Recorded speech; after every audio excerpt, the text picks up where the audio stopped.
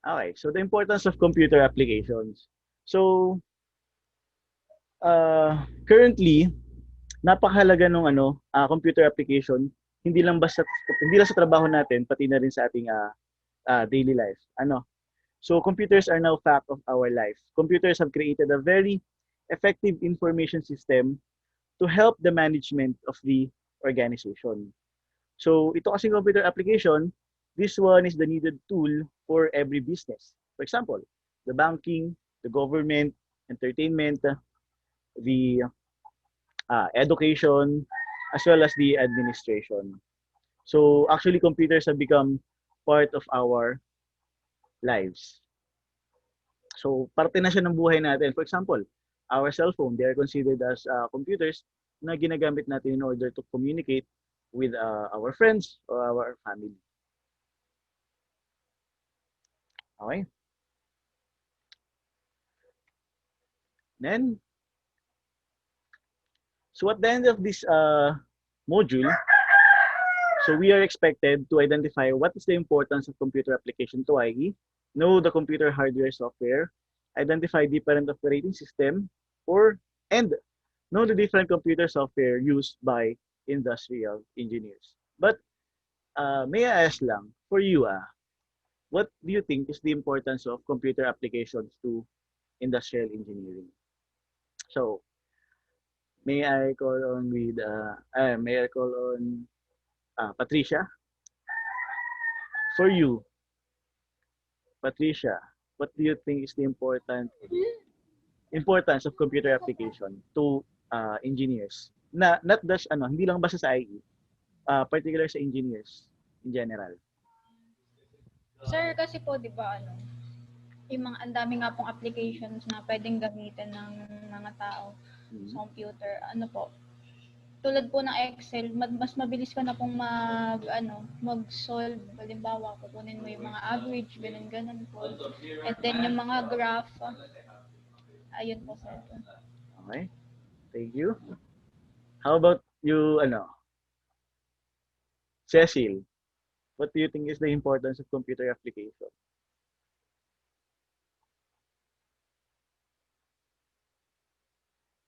Cecil, okay. Sino gustong sumalo?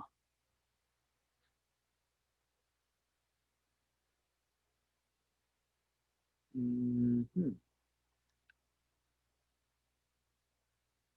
Sige, Cleo, ikaw naman. What do you think is the importance of computer applications to engineers in general? With the use of computer application po kasi parang mas mapapadali yung mga workers, mga IE po. Okay. Parang ang laki po niyang advantage. Mm-hmm. Thank you. So, ibig sabihin, Thank you. malaki yung advantage niya, especially dun sa tao kapag marunong siya or sa isang engineer na marunong siya ng applications. Actually, yung mga computer applications naman na ituturo ngayon, hindi natin ini-expect na at the end of this subject, matutunan nyo agad yung kabuuan ng application. So, we will just teach you the important functions ng application na yun.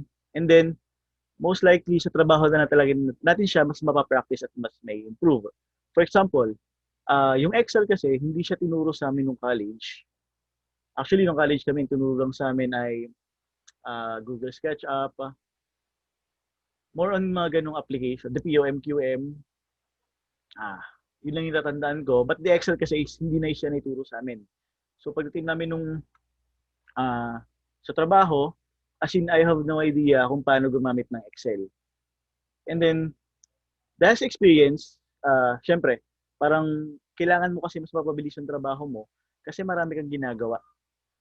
So in order for you to do that, you have to identify what is the best function or what is the best application to use in order to maximize your time from other activities, from other tasks. Okay. So, the importance of computers in society. computers have created a very effective information system to help streamline the management. Sabi ko nga, every business, banking, government, entertainment, industry, education, and administration ay kinakailangan ng tool kagaya ng mga computer applications. So each organization usually has one or more large computer system and a number of micro computer. So the role of computer in many areas. So first, ano lang muna natin, identify muna natin per area. Hindi lang tayo muna magfo-focus sa IE, ano. So we'll just define or discuss ano ba yung importance ng computer in other areas. So first is for the business. So business, almost every business uses computer nowadays. They can be employed to store and maintain accounts, personal records. So first, store and maintain. For example, sa isang sa 7-Eleven, sa isang convenience store like 7-Eleven, so they use computer in order to store and maintain yung stock nila. Kasi kung wala silang computers, possible there will be a problem na maubusan sila ng mga products doon sa area nila kasi hindi nila mas makikita ng maayos kung ilan na lang yung products na meron sila sa kanilang store. Hindi naman pwedeng daily bibilangin nila manually kasi it takes time then. And then maintain accounts, especially for example for the banking, personal records, manage projects, track inventory, create presentation and reports. So they enable communication with people both within and outside the business using various technologies including the email. So they can be used to promote the business, enable direct interaction with customers. So businesses have been started using computer, for example, to calculate the salary, di ba? For example, in Epson, we have 20,000 employees. What if there's no computer na ginagamit in order to calculate the salary? So, andun yung error na pwede nating magawa. So, with the use of computers, iniiwasan natin yung error. For example, na nga dun sa salary na ibibigay natin sa mga empleyado natin. Next, to identify the goods sold are still in stock, to issue and send receive business statements, letters, invoices, and more. So we use computers in order to support the business or organization. So the use of computers in office equipment to assist other managers, clerk, and the management office automation mentioned. So especially if the job is clerical, so what if walang computer, gagawin natin, susulat na lang natin manually or lahat ng mga reports ay magiging handwritten, di ba? Mas magiging mahirap siya pagdating dun sa mga empleyado natin. Next. So here are some of the popular use cases of computer from small business to large enterprise. So as I mentioned, the accounting in terms of billing, invoicing, salary sheet making, income expense calculation. So we use computer. Document creation, single paper or book or anything that requires typing. Next, the research and marketing or the KPI, key process indicator evaluation. Kasi di ba, for example, we are going to compute the KPI or the CPK of a machine or a process. Di ba, hindi naman pwedeng magko-compute tayo manually. Di ba, dinanan nyo na rin naman yun kung paano mag-compute pagdating sa, ano ba subject yun? Design of experiment. So marami dong mga statistical tool tayong ginagamit. Hindi naman pwede pagdating sa trabaho natin is manually, kinocompute pa natin siya. Merong mga application ngayon sa mga businesses na ang gagawin lang natin, i-input lang natin si data, siya na yung bahala mag-analyze, ano yung magiging result, kung siya ba ipasok or hindi, dun sa standard nating hinahanap. Next, designing and prototyping. So we use also computer in order to design and prototype a product. Hindi naman pwedeng mag-hire pa tayo ng artist in order to draw ano ba yung design na hinihingi ng ating customers. So mas precise yung design And mas makikita natin yung prototype if we use computer application. Next, here are some popular case uses pa. Proposal creation, the workflow distribution, and follow-up and business plan making. So, we use computer application in order to make workflow o yung mga processes na ginagawa natin. Ang isang product, napakarami niyang process. Hindi natin pwedeng gamitan lang siya ng manual na sasabihin natin doon sa mga manpower natin ano ba yung mga process na ginagawa nila. So, we have to make a computerized process flow para mas maintindihan nila, and then especially the keeping of the standard process mas madali. Nung nagkakaroon tayo ng mga ng reference, hindi siya mawawala. Next one, team communication and collaboration.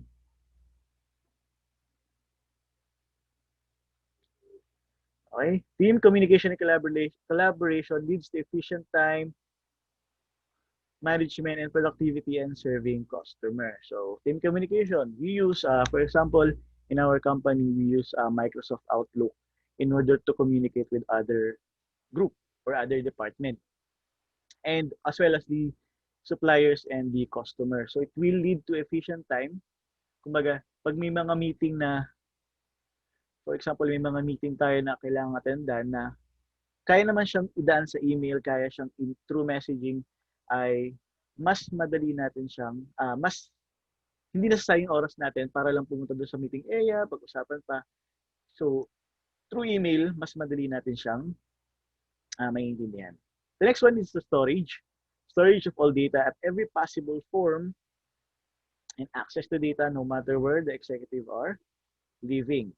So, especially kung meron tayong mga customers na nasa labas ng bansa or international yung ating mga supplier. So, sila yung nagkakaroon sila ng access every time na kailangan nila. So, through computer applications. Next, scheduling, booking, and ticket processing. And then the educational purposes and skill development. So, gaya ng ginagawa natin ngayon, so we use computer application like Zoom in order to continue. Ano ba yung purpose natin kung bakit tayo nag-enroll? So, para mapagtutunan natin, para makagraduate tayo. Okay? So, ngayon kasi pandemic, medyo mahirap, especially dun sa mga talagang walang resources. But somehow, ginagawa natin ng paraan na makatulong sa kanila. And skill development. Kagaya ng meron tayong mga online certification na free. So, ginagamit natin yung mga computer application in order to improve our skills. Okay, question. If you have question, don't hesitate to raise your hand or chat chat sa chat box. Okay? So, i-entertain ko naman yan once na kayo ay mag-chat or mag-raise ng hand.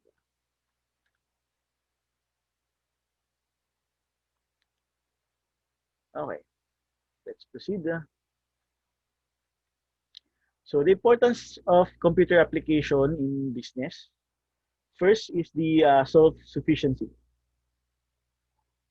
So when we say self-sufficiency, so with the application of computers, businesses, entities have made staff and companies more self-sufficient. So it's because the computers allow them to perform tasks that previously had to be outsourced. So for example, a company can use office software to prepare materials for training of the employees. Ibig sabihin, hindi na natin kailangan ng services outside the organization. Hindi na natin kailangan mag-outsource pa ng mga businesses. Kasi within the organization, kaya na natin siyang i-provide. The next one is the cost-effective. So emerging technology opens up the computer. People can work faster. Mas mabilis tayo nakakapagtrabaho. And then, nagiging mas efficient tayo dun sa trabaho natin. Mas nagiging efficient tayo dun sa trabaho na ginagawa natin. In addition to that, meron kasi ngayong mga computer applications na especially guys sa company namin. Sabi ko nga, labor intensive kasi yung company namin. So, in order to maximize yung mga manpower na meron kami, since mahirap maghanap ng mga bagong manpower, and we use computer application para mas yung trabaho ng tao na nawala is hindi na namin kailangan ng kapalit. Ang gagawin na lang is may mag-provide na lang kami ng computer applications or mga technologies na pwedeng pamalit dun sa tao na yon, which is effective and efficient. Why? Kasi human error-wise, mas maliit. Error-wise, mas maliit siya. Mas maiiwasan natin yung pagkakamali. And then, isa pa, syempre, hindi uma-absent. Mostly kasi ngayon, aaminin ko na sa inyo, inform ko sa inyo na ang problema namin ngayon is the manpower, which is yung mga nasa millennial stage and the Generation Z. So why? Kasi sila yung konti lang mas pagsabihan. For example, sinabihan mo lang kasi nagkamali. Sinabihan mo lang na ganito yung gagawin dapat. Kinabukasan, hindi na papasok, mag-aawal na. So, yung cost na ginamit namin doon to hire them, the training, and then any other things na pinagkagasto ng company is nawala din ng sa isa yung ginawa. Kasi nga, madaling sumuko yung mga Generation Z. Hindi ko naman nilalahat, hindi ko rin naman nilalahat ang millennials, pero karamihan sa na-experience namin ngayon is gano'n. So, in order for that, sometimes we use computer applications or technology in order to maximize yung manpower na meron kami and hindi na kami mag-hire ng tao. The next one is speed. So, same nung kanina, if mabilis tayo makakatapos dun sa ginagawa natin, lalabas na tayo ay efficient sa ating trabaho. So, kailangan kasi as engineers, hindi, pag may mga as industrial engineer kasi, may mga problem tayo na kailangan during the day, meron na tayong action item. For example, yesterday, we encountered problem regarding our process. So, since our action is to provide a jig or yung ginagamit natin sa process natin, and pag wala tayong jig na yon, possible magkaroon tayo ng problem. So, since matatagalan yung ating paggagawa or pagtutul ng jig, nag-i-improvise tayo, we use other computer application na ano yung pwede natin gawin pang jig para lang within the day, ma-implement agad natin yung solution or yung countermeasure do sa mga problema. Okay.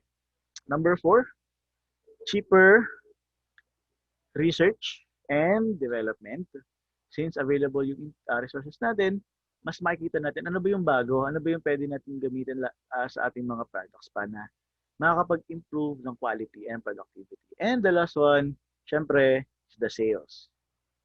If our production is effective, speed, mabilis tayo mag-produce ng mga product natin, and mas nagagamit natin yung computer applications or yung technology in order to market our product, tataas yung sales natin. Okay?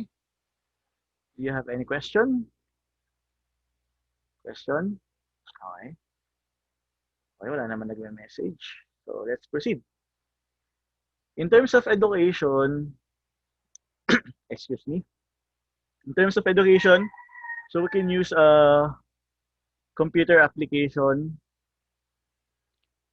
to give learners audio-visual packages, interactive exercises, and remote learning, including tutoring over the internet. So, kagaya ng ginagawa natin ngayon, we use computer application in order to continue our studies. Also, to create projects and assignments. Next, healthcare.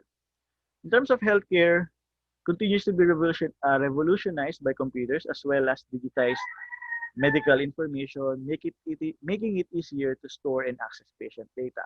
Complex information can also be analyzed by software to aid discovery of diagnosis as well as search for risk of disease. So we use computer application in healthcare in order to first, yung sa information ng mga pasyente. So para mas manage natin siya ng ayos. And then kapag may mga bagong disease or meron si hospital na hindi alam kung paano i-resolve yung isang disease, So they can use technology in order to search kung paano ba i-diagnose or paano gagamutin yung sakit sa tao. And also, we have computer control lab equipment, heart rate monitors, and blood pressure monitors. So in terms of government, various government departments use computer to improve the quality and efficiency of their services. So example include city planning, law enforcement, traffic, and tourism. So kung mapapansin nyo, compare dati, yung government, gumagamit na sila ngayon ng mga, ginagamit na yung technology, the computer applications, sa pagbibigay ng services nila. So kung mapapansin nyo, almost all government departments ay meron ng sariling website in order na yung mga services nila is mapadaling maibigay sa mga tao. Next, arts and entertainment. Sorry. Okay.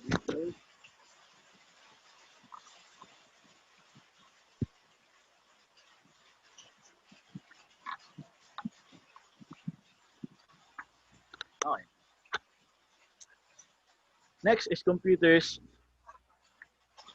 in arts and entertainment. So computers are now used in virtually every branch of the arts, as well as in the wider entertainment industry. So computers can be used to create drawings, graphic designs, paintings, and they can be used to edit copies and print photographs. So widely used na rin yung computers in terms of art and entertainment. Also, we use computer application entertainment to capture, edit, and watch videos. So, and then robotics.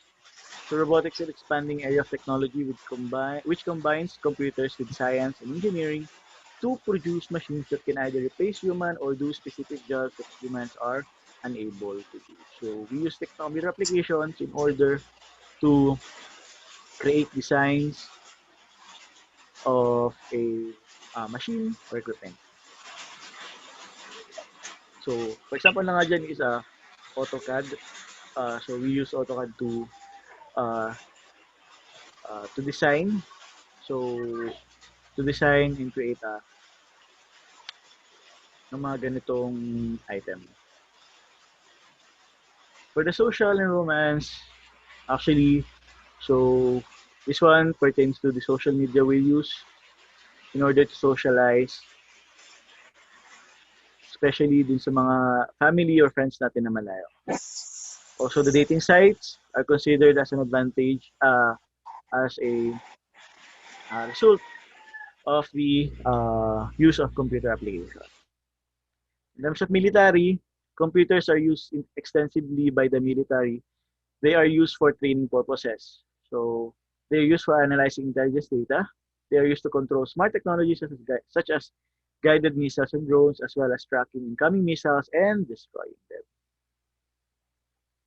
In terms of the transport, so we use computers for road vehicles, trains, planes, and boats to maintain safety and navigation system.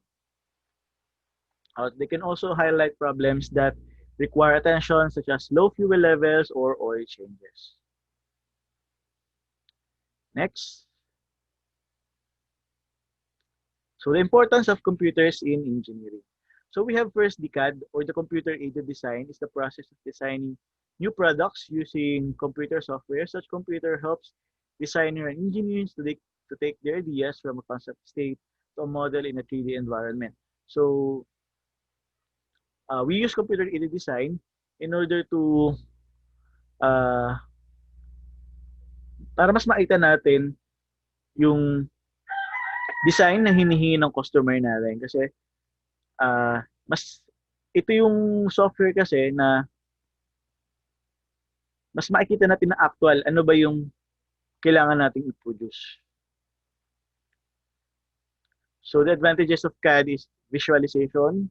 Sabi ko nga, it allows you to create and visualize 2D and 3D objects. Detail. This one is digital representation in CAD. So kung ano yung detail ng ating product na gagawin, so mas makikita natin siya very close to real life. Optimization. finding fails during the design process.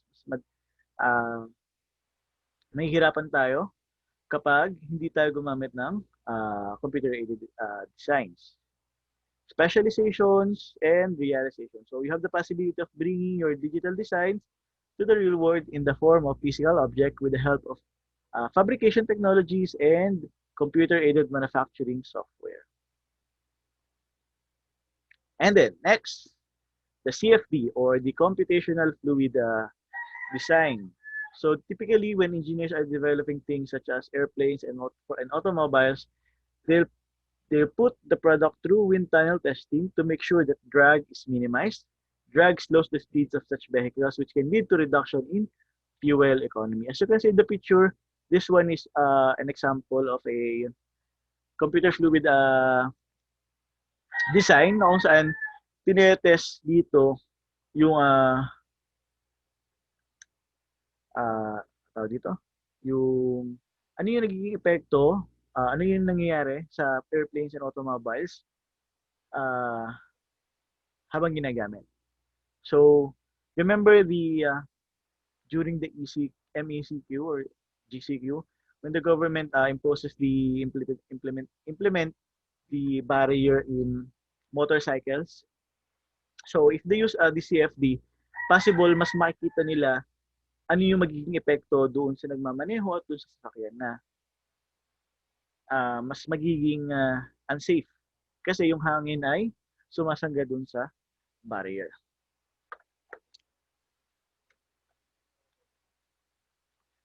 Next, file sending, important stage. An important stage in product development is prototyping. So engineers create more often models of their parts to test or form, fit, and function. Some companies have prototyping machines in-house while others outsource for these parts. Alteration. So before computers, when design changes need to be made, engineers had to open up the blueprint and in some cases redo the entire thing. But with computers and CAD software, if changes need to be made, engineers can open the appropriate file and make them needs on the computer. So mukhang uulan. Sige, diretso na natin. And appropriate file and make within minutes on the computer. So yung mga design na ginagamit natin, mas madali natin siyang ma-alter, mas madali natin siyang ma-redesign if ever na may makita tayong mali. In terms of computer hardware and software, this one, hindi ko na naman siya i-elaborate kasi I know, alam niyo na naman to, the computer hardware, like the monitor, keyboard, processor, the USB drive, and the USB ports. So yun lang yung mga physical na tools na ginagamit natin for computers. For the software, so we have the operating system. So the software system that enables the computer hardware to communicate and operate the computer software. So without the OS, the computer would be useless. So we will now proceed to the common software used by industrial engineers. But before that, do you have any question in mind? Bago natin i-continue yung ating discussion.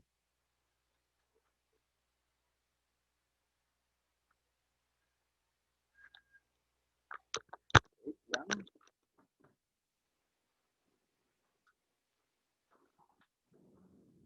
Okay. So bago umulan, continue na natin yung ating actually this one is the last slide of my presentation for today. So mamaya kapag umulan, hindi tayo magkakarinigan, possible i-cancel yung klase ng ethics, okay? But depende pa rin siya sa weather. Okay. So for the common software, first is the MS Office, which includes the Word, PowerPoint, Publisher, Access, Note. So for the MS Office, we use Word for the processing documents. Word processing, especially in terms of text documents. Okay. So may mga, okay na. And then the PowerPoint, we use PowerPoint in order to present reports. Publisher, this one is used for the designing, the access, and the note. The access is the used for data management, and then the note is used uh, for the scheduling. So for this one, actually we will focus on the PowerPoint presentation kasi as industrial engineers, we use PowerPoint in order to discuss ano yung status ng production, especially if you're part of the production. Mostly PowerPoint yung ginagamit namin, and so mahalaga na matutunan natin ano ba yung pwede natin gamitin para mas mapaganda natin yung ating presentation. So our next topic will be, the next meeting will be focused on the PowerPoint, and we will start in Excel on how to use the Excel. The number 2, the MS Excel. So dito tayo magfo-focus. So for the MS Excel, mostly ang ibibigay ko dito, ang ituturo ko sa inyo kasi is more on data management and the functions. Ano yung mga useful function na ginagamit natin, na pwede natin gamitin sa ating trabaho. Ano pa ba? Function, data analysis. So yung most likely, yung mga data management functions ang ituturo ko dito. For the MS Visio, the MS Visio are used to create process flow charts. So mas madali tayo makakagawa. Minsan ginagawa natin yung process flow chart sa Word or sa Excel, ginagamit din siya. But for the MS Visio kasi, mas efficient siyang gamitin kasi readily available na yung mga shapes na ginagamit natin in terms of process or delay. Delay ba yung process na yun, or the ano ba? Basta yun. More on the process flow. For the POM-QM application and the Pro model, this one, still pinag-aaralan ko pa rin siya, but yung POM-QM kasi more on the process related yung application na to. So, ito yung nasdaanan namin, pero still need to review. Mag-review pa rin ako dito sa dalawa in order for you guys na may turo ko to. And then the last one is the Minitab. So the Minitab, ito ginagamit to kay if you're going to take the Lean Six Sigma yellow belt or the green belt, so kailangan magaling kang gumamit ng Minitab. So ito yung ginagamit mostly, it is included in the training kapag umattend kayo. Okay po. So that ends my presentation. So that is the importance of computer application to engineers and other areas like businesses and the government. So for the next meeting, as much as possible kasi, next meeting natin kasi possible ay 24, request ko sana is meron din kayong kaharap na laptop, or kung wala naman, hindi ko naman kayo pipilitan. As much as possible kasi meron, dahil gusto ko, kung ano yung ginagawa ko dun sa screen ko, yung share ko, kailangan ma-apply nyo na rin during our discussion. Kasi mas matututunan natin siya kapag tayo mismo yung gagawa. So initial, possible mag-send ako ng data o yung file na gagamitin natin for the MS Excel and the MS PowerPoint. And then you will just download that, and then we'll use that for the next discussion. Okay? Any question?